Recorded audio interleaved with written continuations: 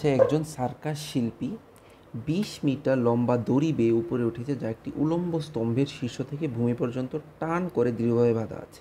ধরো এটা একটা উলম্ব দণ্ড, যেখান থেকে এই অংশ থেকে একটি রশি এভাবে বাঁধা আছে, ঠিক আছে? যেখানে এই রশিটির উচ্চতা কত? 20, দৈর্ঘ্য কত? 20 মিটার, যা কিনা মাটির সাথে কত ডিগ্রি কোণ তৈরি করেছে? 30 ডিগ্রি কোণে নত আছে। আমাদের স্তম্ভের উচ্চতা বের করতে বলা হয়েছে, ঠিক আছে? তো এই চিত্রটিতে আমি স্তম্ভের উচ্চতা h ধরি। তো এখানে দেখো আমাদের কাছে অতিভুজের মান দেওয়া আছে। যদি আমি কি এটাকে 90 ডিগ্রি ধরি, তো এটা কি অতিভুজ। তো যদি আমাদের কাছে অতিভুজের মান যাওয়া থাকে এবং আমাদেরকে লম্ব অংশটার মান বের করতে লাগে, আমরা কোন ত্রিকোণমিতিক অনুপাতটা নেব? আমরা সাইন নেব, কারণ আমরা জানি সাইন থিটা সমান সমান কি? লম্ব বাই অতিভুজ।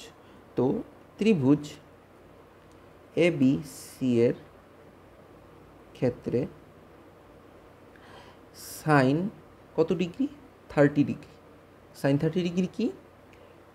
লম্ব বাই অতিভুজ, এ বি বাই এসি। আমরা জানি সাইন 30 ডিগ্রির মান কত? হাফ। এবং এ বি মানে কি? এ বি হলো আমাদের উচ্চতা, স্তম্ভের উচ্চতা, যা আমরা কত ধরেছি? এইচ ধরেছি। এবং এসি কি? এসি হলো আমাদের অতিভুজ, অর্থাৎ রশির দৈর্ঘ্য, যেখানে রশির দৈর্ঘ্য কত দেওয়া আছে? 20 মিটার দেওয়া আছে।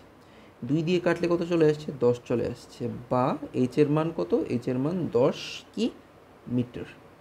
সুতরাং আমাদের প্রশ্নে কী দেওয়া আছে? আমাদের প্রশ্নে দেওয়া আছে উলম্ব শীর্ষের স্তম্ভের উচ্চতা কত? সুতরাং স্তম্ভের উচ্চতা কত? 10 মিটার।